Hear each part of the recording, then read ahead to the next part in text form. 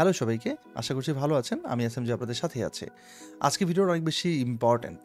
আমরা যারা ইউটিউব নিয়ে কাজ করি বা যারা আমরা কন্টেন্ট ক্রিয়েট করছি ইউটিউবে, যাদের মনিটাইজেশন হয়েছে এবং যাদের ট্যাক্স ইনফোর জন্য নতুন করে রিসাবমিট করার জন্য একটা নোটিফিকেশন আসছে এবং এটা মোটামুটি সবারই আসছে, আমারও আসছে। যারা অলরেডি সাবমিট করেছিলেন 2011-21 সালে, তাদের আবার আসছে, আবার দিতে বলছে। তো এই বিষয় নিয়ে আসলে আজকে কথা বলবো এবং কীভাবে রিসাবমিট করবেন বা কোন ওয়েতে করবেন, এবং যাদের কিছু প্রবলেম হচ্ছে যে সাবমিট করার পরে যদি মিসিং দেখাচ্ছে, যে আবার রিসাবমিট করতে বলছে বা ডকুমেন্ট মিসিংয়ের কথা বলছে, সেটা কীভাবে সলভ করবেন সেই বিষয় নিয়ে আজকে কথা বলবো। সো অনেকগুলো বিষয় নিয়ে আলোচনা হবে এবং একদম স্টেপ বাই স্টেপ আমি আপনাদেরকে দেখাবো। তো পুরো ভিডিওটা একদম না টেনে পুরোটা দেখবেন, না হলে অনেক কিছু হয়তো আপনি মিস করে গেলে আপনার হয়তো অ্যাপ্রুভ হবে না বা একটু ঝামেলায় পড়ে যেতে পারেন। তো দেখেন, আমার চ্যানেলেও কিন্তু উপরে অপশনটা চলে আসছে যে অ্যাকশন রিকোয়ার্ড, এবং বলছে এখানে অ্যাডসেন্সের যে পেমেন্ট যে ইনফরমেশন, সেখানে যাওয়ার পর আমাকে বলছে যে এরকম একটা অপশন চলে আসে, you tax info expire on December 31, 2024। 2024 সালে আমার ডিসেম্বর 31 তারিখে এটা এক্সপায়ার হয়ে যাবে। তাহলে কি হবে আসলে? যেটা বলছে, যদি আমি এটা এক্সপায়ার হওয়ার আগে যদি আমি কিছু না করি, তাহলে অ্যাকচুয়ালি আমার টোটাল ইনকামের একটা বড় পার্সেন্টেজ, যেটা 24% মতো অথবা 30% মতো, সেটা হচ্ছে গুগল বা অ্যাডসেন্স হচ্ছে এটা মানে ইউটিউব হচ্ছে কমিউনিটি বা তারা হচ্ছে কেটে নিবে আমার এখান থেকে।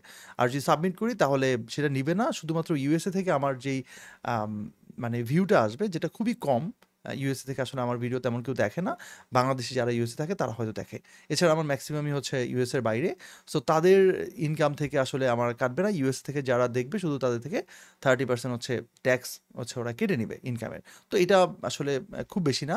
তো যাই হোক, আমি পুরো প্রসেসটা আপনাদেরকে দেখাই এবং অবশ্যই এটা রিসাবমিট করতে হবে। আমি এখানে সাবমিট নিউ ফর্ম যে অপশনটা রয়েছে, যেটা আপনারা দেখতে পাচ্ছেন, আপনাদেরকে একই অপশনটা থাকবে, অথবা আপনারা গো পেমেন্ট অপশন, সেখানে যাওয়ার পর ম্যানেজ অ্যাকাউন্ট অপশন থাকে নিচে, সেখানে গিয়েও আপনারা সেটা করতে পারেন। সো আমি এখানে রিসাবমিট নিউ ফর্মে প্রেস করে দিলাম। তো এবার দেখে নিচে আসার পর আমার এখানে এই যে ফর্মের যেই ইনফরমেশনটা যে দেখাচ্ছে, সেখানে দেখাচ্ছে আমার এটা এক্সপায়ার হচ্ছে 2024 সাল, এবং এখানে আমি এখন সাবমিট করার পর নতুন করে আমার 2027 সাল পর্যন্ত এটা ডেট রিনিউ হবে বা নতুন করে বাড়বে, এবং কীভাবে কী করছে সেটা আসলে এখান থেকে একটা পুরো পার্সেন্টেজের একটা পুরো ডিটেল এখানে দিয়ে দেওয়া হয়েছে। সো আমরা এখানে সাবমিট নিউ ফর্ম যে অপশনটা রয়েছে, সেখানে আসলে আমরা প্রেস করব বা সেখানে আমরা যাব নতুন করে সাবমিট করার জন্য। এরপর এখানে আরেকবার অপশন আসছে সাবমিট নিউ ফর্ম, এবং আমি স্টার্ট নিউ ফর্ম এখানে আমি প্রেস করে দিলাম, এবং এটা আমার আগেটা রিমুভ হয়ে যাবে এবং নতুন করে আসলে আমার এটা স্টার্ট হবে, এবং বলছে এটা 15 থেকে 20 মিনিট সময় লাগবে পুরোটা কমপ্লিট করতে। এই টাইমটুকু আসলে আপনার আছে কিনা, এবং মোটামুটি ওরা ভেরিফাই করতে 1 ঘন্টার মতো সময় নেয়, সেটা ওরা ডিটেল এখানে দিয়ে দিচ্ছে। সো আমরা স্টার্ট ফর্মে প্রেস করে দিলাম, এবং এরপর হচ্ছে আমাকে গুগলে নতুন করে সাইন করতে বলছে। সো আমার এখানে পাসওয়ার্ড দেওয়া হয়ে গেছে, এবং আমি এখান থেকে জাস্ট হচ্ছে নেক্সটে যাব, মানে আমার অ্যাকাউন্ট যেটা আমার, আমি ওরা ভেরিফাই করছে যে এটা আমি কিনা। সো ভেরিফাই কমপ্লিট হওয়ার পর আমার নতুন করে এখানে ফর্মের অ্যাক্টিভিটিসগুলো এখানে স্টার্ট হয়ে যাবে এবং শুরু হয়ে গেছে। সো এখানে প্রথমেই যেটা আসে সেটা হচ্ছে আসলে অ্যাকাউন্ট টাইপটা আসলে কি। সো আমি যে অ্যাকাউন্ট, আপনারা সবসময় আসলে মাথায় রাখবেন যে আমরা কোন অ্যাকাউন্টের এগেনস্টে করছি, সেটা হচ্ছে আমার যে মেইন গুগলের যে অ্যাকাউন্ট, সেটার এগেনস্টে করছি। সেটা হচ্ছে আমার যে নামটা, আমার চ্যানেলের নাম না। চ্যানেল এটার আন্ডারে বেশ মানে একাধিক চ্যানেল থাকতে পারে, কিন্তু আমি আসলে মেইন এটার আন্ডারেই করছি। এবং এখানে একটা ইম্পর্টেন্ট বিষয় আমি আপনাদেরকে একটু পরেই বলে দিব, সেটা হচ্ছে এখানে আমরা যেটা দেবো সেটা হচ্ছে ইন্ডিভিজুয়াল। আমি যেহেতু পার্সোনালি করছি, আমার বিজনেস বা অন্য কোনো নন ইন্ডিভিজুয়াল না। আমার মনে হয় সবাই ইন্ডিভিজুয়ালি, আমরা সবাই যারা নিজের জন্য কাজ করছে বা নিজের পার্সোনাল অ্যাকাউন্ট। সো এখানে আমি ইন্ডিভিজুয়াল দিয়ে নেক্সটে প্রেস করে দিলাম, এবং এখানে বলছে যে আমি আসলে ইউনাইটেড স্টেটস অফ আমেরিকা মানে ইউএসের সিটিজেন কিনা। সো আমি আমি বাংলাদেশে থাকি। আপনার কেউ যদি থাকেন তাহলে সেক্ষেত্রে ইয়েস দিয়ে দিবেন, যদি ইউএসএ থাকে শুধুমাত্র ইয়েস দিবেন, আর অন্য কোনো কান্ট্রিতে থাকলে নোই দিয়ে যাবেন। তো দেন আমরা নেক্সটে প্রেস করে দিলাম। এবার দেখেন আমার সামনে আরও কিছু অপশন আসছে।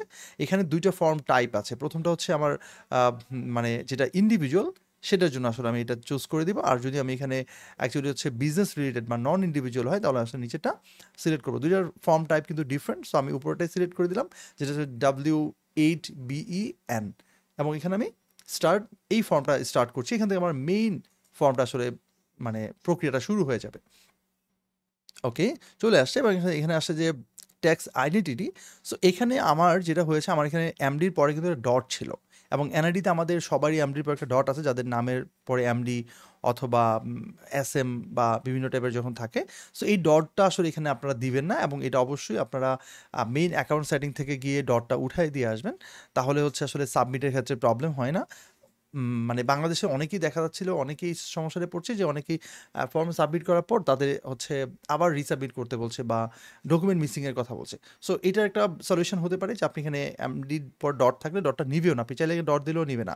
আপনার এনআইডিতে আছে, আগে আপনি অ্যাকাউন্ট ভেরিফাই করেছেন, তারপরেও ডটটা দিলে আসলে এখানে নেয় না। আপনারা ট্রাই করে দেখতে পারেন। আমি জানি, তাই আমি এটাকে রিমুভ করে ফেলছি আমার মেইন সেটিং থেকে, যেখানে আমার পার্সোনাল সেটিং বা অ্যাকাউন্ট ইনফরমেশন, যেখান থেকে আসলে আপনারা গিয়ে আপনাদের যে সেখানে নাম অনেক অনেক ডিটেলসগুলো যেখানে থাকে, সেখান থেকে আমি আসলে এটা ডটটা রিমুভ করে ফেলছি। সো তাহলে আর সমস্যা হয় না। এখানে ডট থাকলেও আপনি এখান থেকে এটাকে ডিলিট করে দিয়ে বা বাদ দিয়ে তারপরে স্টার্ট করবেন। এবং এখানে এসে আসলে আমরা এটা যা আছে আমরা তাই দিয়ে যাবো, এবং এখানে হচ্ছে কান্ট্রি সিলেক্ট করে দিব। সো যেহেতু আমরা বাংলাদেশে থাকি, এবং এখানে বাংলাদেশ চুজ করে দিলাম। আর এরপর আসলে এখান থেকে ফরেন টিন একটা অপশন রয়েছে। ফরেন টিন হচ্ছে যাদের আসলে টিন সার্টিফিকেট আছে, যারা অনলাইনে ই টিনের জন্য যারা অ্যাপ্লাই করেছেন, আপনারা এখানে যেরকম একটা মানে ই টিন দেখতে পাচ্ছেন আর কি। সো এরকম টাইপের যাদের আছে আর কি, তারা এখানে ফরেন টিনের নাম্বারটা দিবেন। এটা দিলে সুবিধা আছে, আবার অসুবিধা আছে। সুবিধা হচ্ছে কি, যে আপনি যদি দেন তাহলে এখান থেকে আসলে আপনি একটা রিটার্ন পাবেন, মানে ট্যাক্সের ক্ষেত্রে একটা সুবিধা পাবেন। আর যদি আপনি না মানে দেন, তাহলে যেটা হবে যে ই-টিনের জন্য আপনার কিন্তু আবার ট্যাক্স দিতে হবে আর কি। মানে এটা তো আপনারা জানেন। সো আমি আসলে এখানে ফরেন টিনে মানে অ্যাড করিনি, আমি করছি না, এটা অপশনাল, দিচ্ছিও না। সো এখানে আমি এটা দিলাম না। থাকলে এখানে আপনি একটা এরকম একটা উপরে যেই ই-টিনের নাম্বার থেকে সেটা এখানে দিয়ে দিতে পারেন। যাদের নাই তারা বাদ দিবেন। আর এটা আসলে না দিলেও চলে। সো নেক্সটে যাই আমরা। সো এখানে আসার পর আমার অ্যাড্রেসটা দিতে হবে, যেটা হচ্ছে পার্মানেন্ট এবং প্রেজেন্ট অ্যাড্রেসের ব্যাপারে আসছে। সো ওর উপরে আমি আসলে প্রথমে পার্মানেন্ট চুজ করে দিলাম, এটা আমার অ্যাজ এ পার্মানেন্ট অ্যাড্রেস হিসেবে আমি দিচ্ছি। সো বাংলাদেশ। দেন প্রথমে এখানে স্ট্রিট অ্যাড্রেস যেটা, সেখানে আসলে আমার কিছু ইনফরমেশনগুলো দিয়ে যাবো, সিটি, পোস্টাল কোড, এই ইনফরমেশনগুলো আপনার যেটা পার্মানেন্ট অ্যাড্রেস, যেটা আপনার আসলে মেইন অ্যাড্রেস, সেটা আপনি এখানে যথারীতি দিয়ে যাবেন। প্রথমে ভিলেজ, তারপর হচ্ছে এখানে রোড নাম্বার, দেন হচ্ছে এখানে থানা, তারপর হচ্ছে এখানে জেলা, দেন হচ্ছে এভাবে আপনি পর্যায়ক্রমে এগুলো লিখে দিতে পারেন। সো আমি আমারটা দিয়ে যাচ্ছি। তো আমার এটা ফিল আপ করা শেষ। দেন নিচে একটা অপশন রয়েছে, সেটা হচ্ছে মেইলিং অ্যাড্রেস কি আমার সেম হবে কিনা, মানে পার্মানেন্ট এবং প্রেজেন্ট অ্যাড্রেস কি সেম কিনা। সো আমি সেম দিচ্ছি না। আমি যেহেতু অনেকে আছেন যারা গ্রামের বাড়ি আছে পার্মানেন্ট অ্যাড্রেস হিসেবে, আবার যারা ঢাকায় বা অন্য কোনো সিটিতে থাকেন তারা কিন্তু আবার এখানে ডিফারেন্ট দিবেন। সো আমি যেহেতু ঢাকায় থাকি আর আমার মেইন অ্যাড্রেস হচ্ছে আমার গ্রামের বাড়িতে, সো আমি পার্মানেন্ট অ্যাড্রেস হিসেবে আমি আমার গ্রামের অ্যাড্রেসটা এখানে দিয়েছি। এবং সব ইনফরমেশন দেওয়ার পর আমি আমার ঢাকার যেখানে আমি থাকি আসলে, সেইটা আমি মেলিং অ্যাড্রেস হিসেবে আমি নিচে ফিল আপ করবো এখানে। তো ইনফরমেশনগুলো সব কমপ্লিট করে ফেলার পর দেন আমার হচ্ছে নেক্সটে যাব। এবং অবশ্যই প্রত্যেকটা ইনফরমেশন আপনি খুব নিখুঁতভাবে দিবেন, যেন কোনো ভুল না হয়। দেন নেক্সটে যাওয়ার পর আমাদের পরে এই স্টেপটা চলে আসবে। আচ্ছা, এই স্টেপে আসার পর আমাদের ট্যাক্স ট্রিটি যেই অপশনটা, সেখানে চুজ করতে হবে।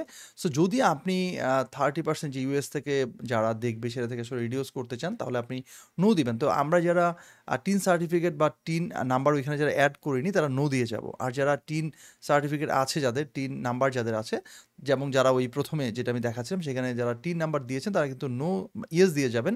ইয়েস দেওয়ার পর তাদের কিন্তু আরও কিছু অপশন আসবে, ক্লিক করার সাথে সাথে নিচে দেখবেন আরও অনেকগুলো অপশন চলে আসছে, ঠিক আছে। এবং এখানে লেখাগুলো আপনারা পড়ে নেবেন। সো আমরা যেহেতু এটা দেইনি, বা অনেকেই আমার মনে হয় টিন নাম্বারটা দিবেন না বা দেন না আসলে, তো আমি যেহেতু দেইনি তাই আমি এখানে নো দিয়ে দেন হচ্ছে আমি নেক্সটে প্রেস করে পরবর্তী স্টেপে চলে যাব। এবার এখানে সে বলতেছে যে activities and service performed in US. আমি আসলে ইউএসএতে কোনো অ্যাক্টিভিটিস আছে কিনা বা আমি সেখানে থেকে কিছু করেছি কিনা, সো এই জিনিসটা ওরা আসলে জানতে চাচ্ছে। আমি এখানে আসলে নো দিয়ে যাব, আমি ইউএসএ আমার কোনো অ্যাক্টিভিটিস নেই। আর এখানে আমি চেকমার্ক দিয়ে দিব যে এটা আমি কনফার্ম করছি। দেন এখানে আমি নেক্সটে যাব। নেক্সটে প্রেস করার পর আমাদের এখানে, এবং এখানে ট্যাক্স রিপোর্টিংয়ের একটা নতুন করে অপশন আসে, যেটা হচ্ছে ইউএস ট্যাক্স ডকুমেন্ট ডেলিভারি, যে অপশনটা, সেখানে আসলে গো পেপারলেস একটা অপশন, একটা হচ্ছে আপনি যদি পেপার সহ চান, যেটা হচ্ছে মেইলের মাধ্যমে, মানে ওরা চিঠি পাঠাবে। সো এটা বেশ টাইম লাগবে, অনেক ঝামেলা হবে, এবং ওরা রেকমেন্ড করছে যে আপনি আসলে গো পেপারলেসটাই চান, যেটা আসলে ওরা আপনাকে নোটিফিকেশন দিবে অথবা মেইলের মাধ্যমে আপনার যে ইমেল সেখানে পাঠাবে।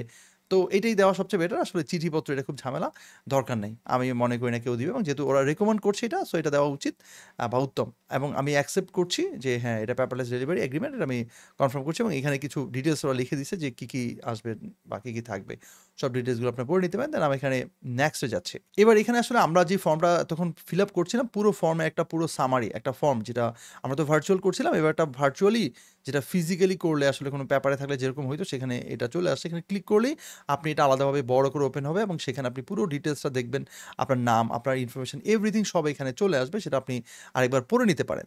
সো আমি এখানে এটা পরে পড়ে নিব এবং এখানে আমি কনফার্ম করে দিচ্ছি যে হ্যাঁ আমি কনফার্ম এবং আমি শিওর যে আমি যা ইনফরমেশন দিচ্ছি সব কিছু ঠিকঠাক আছে। দেন আমরা এখানে নেক্সটে যাব। তো এখানে এসে আমাদের কিছু ইনফরমেশনের জন্য আবার কনফার্ম করতে হচ্ছে। তো আমি এখানে এটা কনফার্ম দিয়ে দিলাম, চেক ইন করে দিলাম।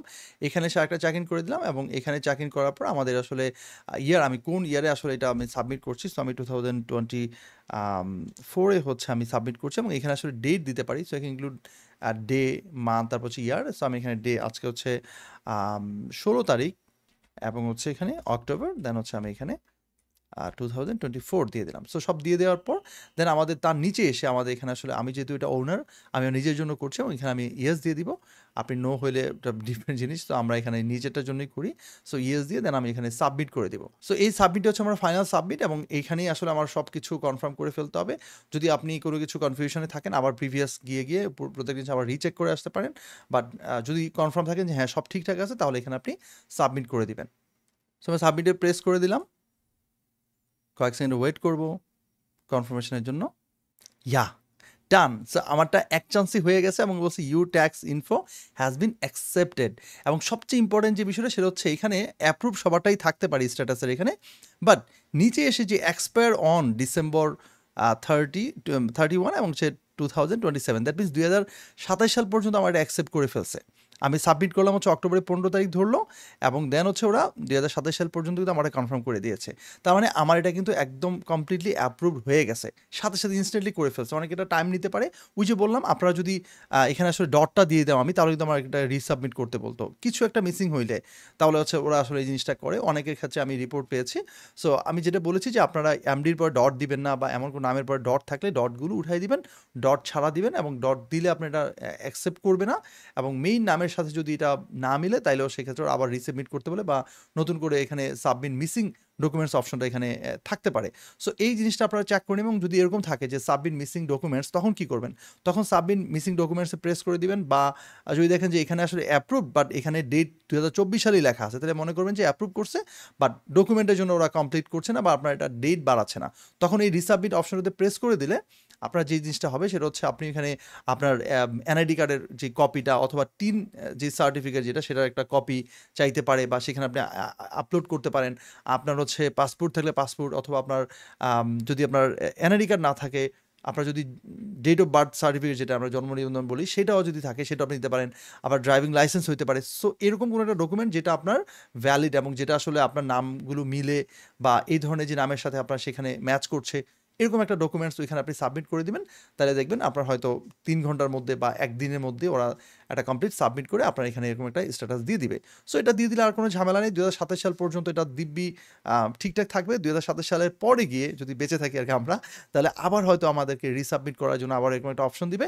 দেন আমরা গুগলকে আবারও এই ধরনের ইনফরমেশনগুলো দিয়ে আবার আমরা কনফার্ম করব যে হ্যাঁ ট্যাক্স ইনফরমেশন আমরা দিলাম এবং আমাদের অ্যাকাউন্ট ওকে আছে বা আমরা এটা নিয়ে কাজ করছি। সো আপনাদের এই বিষয় নিয়ে যদি আরও কোনো কনফিউশন থাকে, কিছু যদি জানার থাকে বা বলার থাকে, তাহলে অবশ্যই আমার কমেন্ট বক্সে লিখতে পারেন। কমেন্ট বক্সে লিখলে আমি আপনাদের সমস্ত ডিটেলসগুলো সেখানে আসলে দেখবো এবং আমি আপনাদের কমেন্টগুলো রিপ্লাই দেওয়ার চেষ্টা করবো। যদি এমন কোনো ইস্যু তৈরি হয় তাহলে প্রয়োজনে আমি এটা নিয়ে আরেকটা ভিডিও বানিয়ে আপনাদেরকে হেল্প করার চেষ্টা করবো। সো আজকের মতো বিদায় নিচ্ছি, আবার দেখা হবে পরবর্তী ভিডিওতে। টিল দেন টেক কেয়ার, আল্লাহ হাফিজ।